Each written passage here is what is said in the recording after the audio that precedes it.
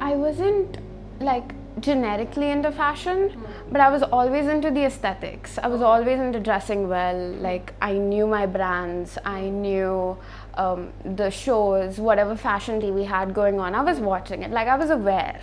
I knew what was happening. I knew my brands. I knew my designers. I knew who handled what and who's good at what. I still do, and that's I think the stepping stone to understanding fashion, history of fashion, what people have created, what has happened, so what is happening, so what will happen. And it's that diagram, that journey that you need to know. So that's where I started fashion TV, you could say. I joined art class because I knew I couldn't do a desk job. I think in between 12th grade, where I was like getting saturated with commerce that I thought was the thing for me, because I was always into like money, understanding money, and I thought commerce would maybe give me some sense. But then when I did it, I was like, no, not this. I will never manage here. My life will not be good. So then I started thinking, I was like, okay, I am creative. I love colors. I know aesthetics. This is what I can do. I went for art class, and I was thinking interior design the whole time. Okay, I thought that maybe I'm good at that, and I was good at it to an extent, but then I got redirected into fashion, and my mindset changed with what fashion is and what it can be and my contribution towards it.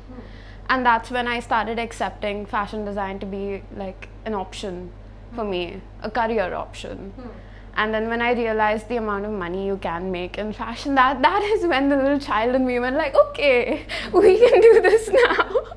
Like, am I financially set? Yes, okay, we can do this career. So that's how it started. Then I joined school and I kind of, understood the arts of it and fell in love with that whole process. I like working with clients because, sometimes you have a particular aesthetic. For me, as, your employee, it's nice to like get into your brain, understand what you will like, and then put together a whole bunch of things that you don't know about, but I'm sure you will like it because that's my skill. And I knew I was good at that, and I'm still good at it because with fashion we also have clients. A lot of times people don't know what they want, but they know they want something, right? It's about that bridge. Filling that gap between, hey, I want this, but I'm not sure what it's going to be like. And then that's your whole process, to just create something and then hope they like it. And 90% of the times they like it. Ideation for me sometimes is very random. It's very random. Like, I get ideas out of nowhere. Like, I'm just sitting, probably I'm having lunch or something, and I'm like, wait, I can do this. That happens all the time to me. And then I have to stop what I'm doing and make a note of it somewhere, because if I forget it, it doesn't come back to me. It's gone. Like, I'll not think of the same probably stupid idea ever again. And it was like, a reality that never happened. It feels like that sometimes. So, like I said, my ideation process starts off very random. I work with a particular cause or, an emotional factor, something that means something to me. Like, I start off with a cause, because if you're just creating art without a cause, it's just something superficial, right? Where's the depth? So I start with that factor, the depth. What is the conversation I want to talk about? And that is when I rule around everything else.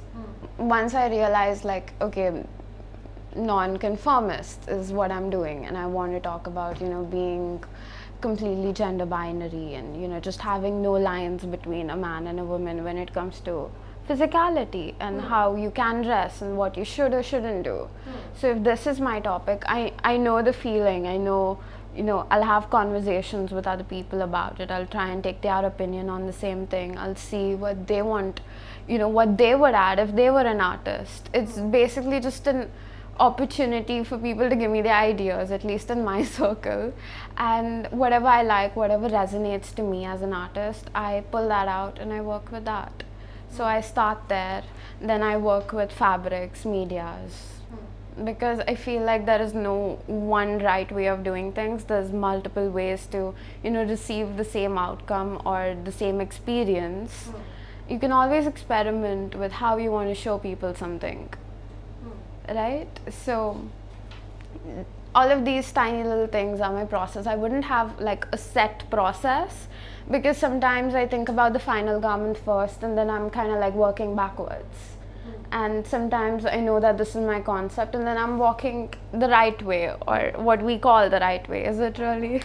But yeah, this is what I would call my process.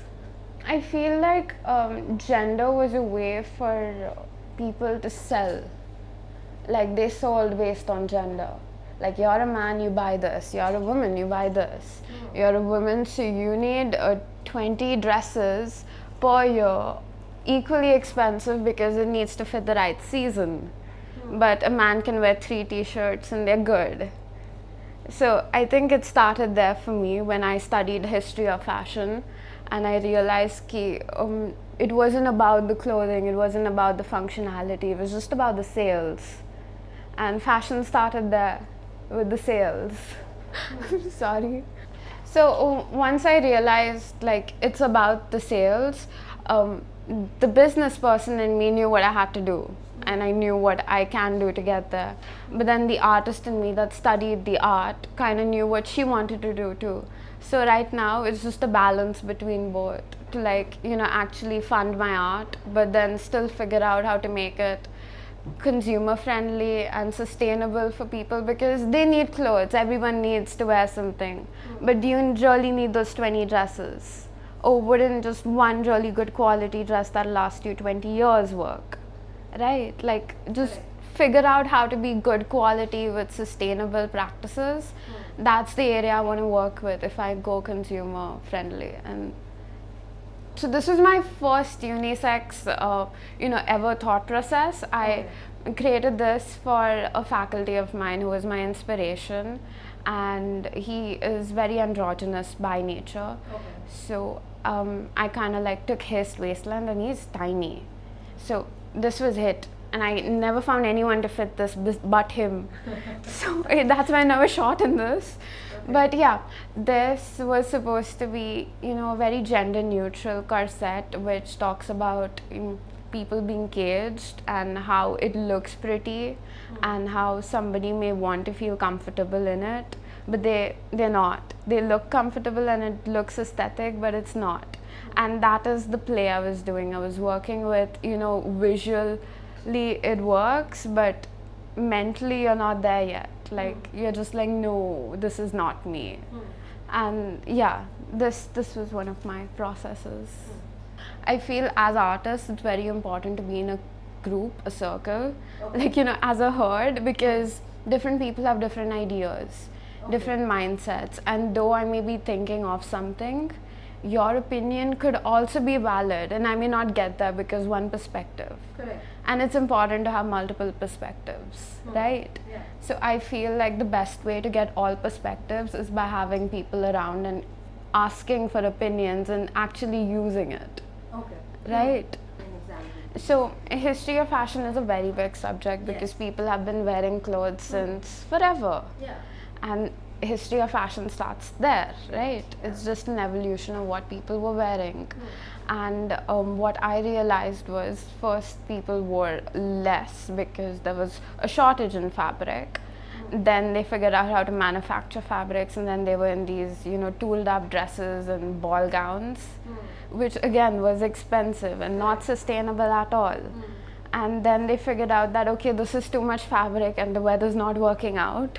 So let's make it lesser and let's be more feminine and figure out, our more slip dresses. And that's been the evolution of fashion, right? Not having something, so working according to means, then understanding how to make it, and then splurging. And we've just been riding the wave of splurging. So, like, the whole process of fashion, I think, needs to be sustainable. It starts with the papers you're drawing on, right? Like, if you can use pre-used papers, why not? Does it actually have to have an aesthetic sense to it in such an integrate, tinier process?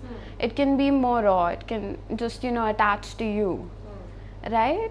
So that's where I feel like sustainability starts. It shouldn't be a practice for a brand, it should be a practice for a person. And then the minute you feel that, okay, I can be sustainable, is where your brand or your venture starts, adapting to your causes. Okay. And at least that's how I work with it. There are always challenges. You want sustainable fabric, and the vendor is telling you it's sustainable, but it's coated with a polyester. It's not sustainable. And I'm a small business, I can't manufacture my fabric, so what do? It's about finding the right manufacturers, looking for people. It's a long research process to achieve 100% sustainability. And even when you feel you got there and you're 100% sustainable, you're not. You're Why not. so? Because, okay, the person who's manufacturing you 100% sustainable fabric, was their process of manufacturing sustainable? And if it's not, then how is this sustainable? It's a loop. Sustainability, I think, is just consciousness towards the environment, towards the nature, your cause. How do you help? What can I do to make it a little better? What's my part? What's my role? That's sustainability.